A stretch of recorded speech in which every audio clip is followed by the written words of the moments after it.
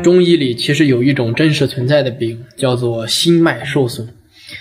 意思就是說，一個人如果說經歷了巨大的創傷、悲痛，或者說壓抑再或者說經歷了之前一些邁不過去的一些坎兒，心裡走不過去的一些東西，那麼他的心脈就会受損掉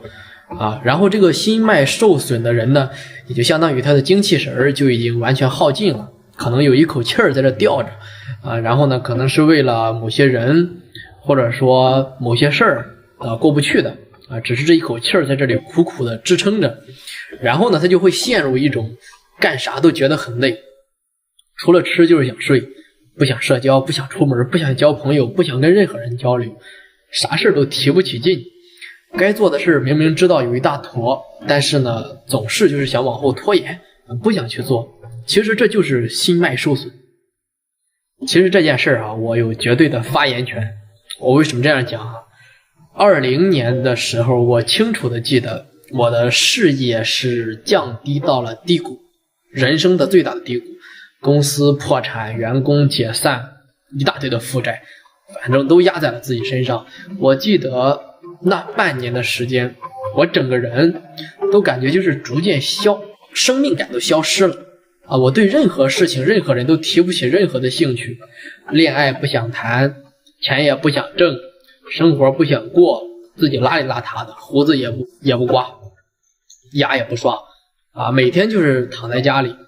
躺在床上，整個人身上都露出了一種淡淡的死寂的感觉。如果說你现在跟我之前差不多，或者說有朝着這種跡象去發展了我想說的是，你現在不要去責怪自己，我們真的不是懶，真的不是懶，而是支撐一個人的氣兒可能立不住了，就散掉了一個人就是比如說他是心脈受損了，那麼他再有能力再有天賦，他也一點都發揮不出來的，因為你沒有氣兒我猜如果說你現在如果跟我一樣的話那麼這幾年你一定也經歷了很多的事兒比方說每一次你跟人去坦誠相待，往往到最後你都是被辜負，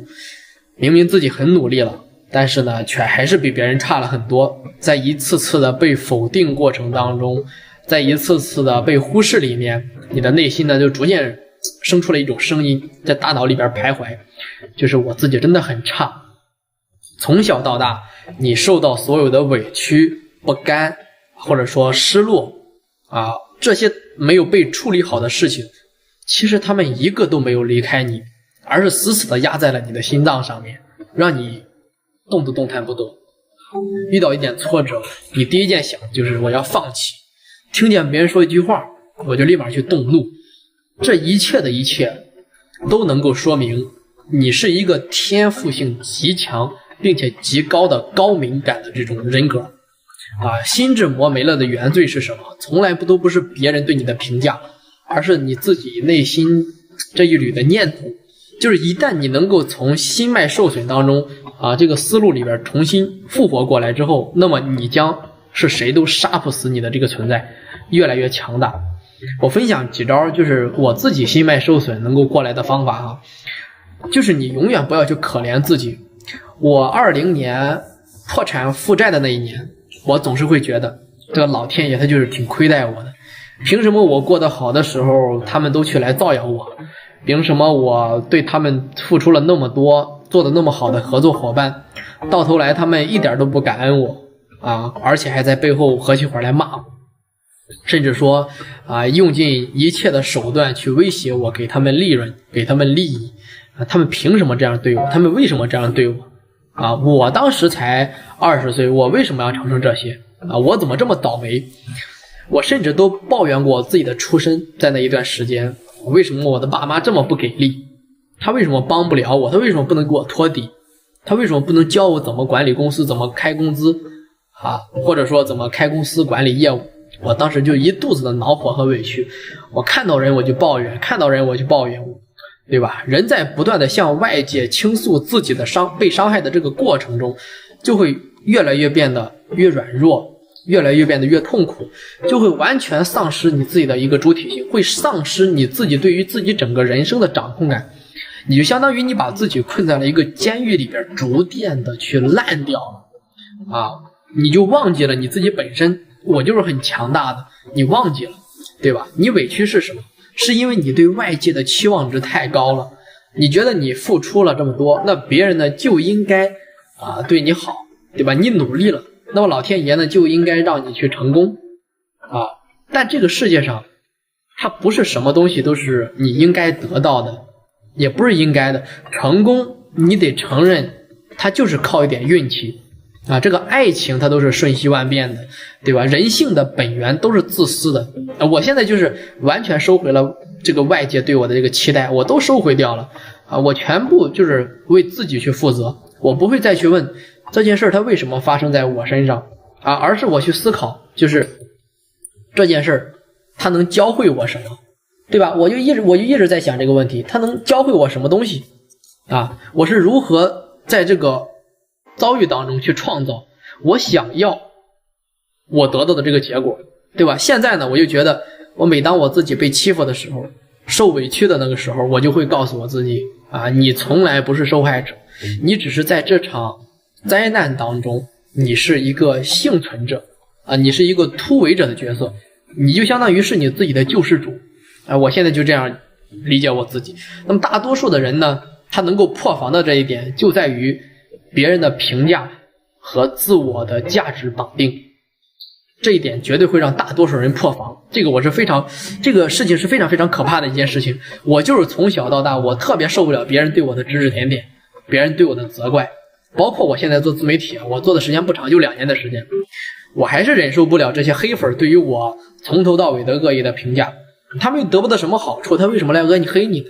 对，我心智還是不夠成熟。但是你越接受不了啥，這個老天爺他偏偏就讓你做這門功課，非得磨練你。我經歷了非常非常近的就是大概3-4次，就是我身邊的这些很近的朋友指着鼻子罵我，對吧？最親近的人他越知道該怎麼去傷害你，才能夠傷害你最深，這就是我破防的最大原因，對吧？我為他們每一句的指責都到我的內心裡邊去了，對吧？我真心覺得他們就說的特別對，我就是不行，就給我這一個觀念，我就是幹不好，我就是一個非常差勁的人。但直到後來呢，就是我聽到其中有一個人去評價另一個人的時候，他的語氣也是這樣的，就在那一瞬間我就直接釋懷了，對吧？我悟了，直接開悟了。原來他指責的不是我，是他對這個世界的理解，是他自己內心的一個投射和看法，是他，對吧？他對我的評價就映射出我不是一個怎麼樣的人，而是他懦弱，他焦慮，他膽小，他想控制我。當我能夠用眼睛完全把他看穿的時候，你就會覺得這個人真的很可笑，甚至很可憐。他的嘴從來不是我人生當中的判決書，他的憤怒是他的個體，我的平靜是屬於我的自由現在當有人能指責我不好的時候，比如說我能夠站在這兒我就不討好，我不逃避，對吧？我不會說任何的話，我就平靜的用眼神我這樣看着他，你怎麼評價都可以，對吧？說完之後我就會告訴他，我知道你是一個怎麼樣的人了，但是我更知道我自己是一個什麼樣的人。所以說所有不管是上班的朋友，或者說你是創業的朋友，其實你的心裡本上都有一個問題，就是喜歡在這件事兒還沒有發生之前，你就能想象到它的災難和後果，也就是說提前的焦慮和這種預判消耗當下的能量去餵養一個壓根就沒有發生過的結果很難受最後呢，結果就是發生的時候有一點偏離的我的想象，我可能就觉得這件事我要完蛋了，对吧？或者說我要廢了就比如說舉個簡單的例子，我現在今天我拍攝的這段短視頻，我剛拍完，我還沒有剪輯，我還沒有去發布，我就已經在想，如果我這条視頻我發出去，大家不喜歡大家不想看，大家讀不懂，我沒有流量，大家不給我點讚，大家不關注我，該怎麼辦？那我不是白寫白拍了嗎？但是結果呢，可能是你們看到了我这個短視頻，你們跟我有一樣的想法，並且你們也有我說的存在的問題，然後呢，我說的方法也對你有幫助，然后我们產生了共鳴，你給我點了個讚，點了關注，評論區呢全部都是你們講述了你們自己的事情那麼講述的事情呢都可以幫助到其他人，那麼所有提前的焦慮，那就等于纯粹是贷款吃屎，对吧？那我发现呢，这种容易焦虑和恐惧的人，一般都是从小都经歷过这种恐吓和教育。我就是这樣的，對吧？就是俗話說就是從小被嚇大的啊。你比方說，你小時候不想穿鞋，你光着腳丫在地上跑，你媽媽會跟你講你拉肚子啊。你上學的時候你不想學習，你老師跟你說你不學習你這輩子就廢了，你找不到工作，你娶不到媳婦兒啊。你創業的時候呢，你身邊的人會跟你講你會虧死掉的，賠不起的。你不結婚呢，你的父母就會跟你講你會孤獨一輩子。你不要小孩呢，你的父母就跟你講啊，老了沒人管你。如果說你是在這種環境的熏陶下，他這個犯錯的後果被他們進行了無限的放大，放得太大了啊！我們的人生沒有這種餘地去選擇這種容錯的，一個小的錯誤就是滿盤皆輸。所以說我們開始不允許自己去犯錯，我們拼了命的去把每一件事都做得完美，但是事兒還沒開始幹呢，對吧？心呢已經被各種的壓力和恐嚇已經把你給嚇死了，真的。我現在每天我都會依然覺得有很多痛苦就是進入我的大腦，但是呢，我特別堅定的告訴我自己，朋友，只要人不死，犯多大的錯他都沒事兒，人在就可以，我可以接受一切的後果，我臣服於一切發生的事情，我相信都是最美好的安排。事情沒有你想象的那麼糟糕，真的各位，你自己也沒有你自己想象的那麼差勁啊！不要在意別人的看法，自己是自己的臣，對吧？你的內心本身就包裹着一個勇敢堅韌，一顆敢於闖的心，對吧？當你能夠揭開所有的執念，揭開所有的妄想，打破所有的期待，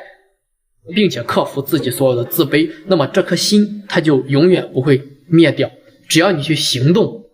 那麼你就能夠得到你想得到一切的結果。你可以散發出讓世界都為之震撼的光芒。事實就是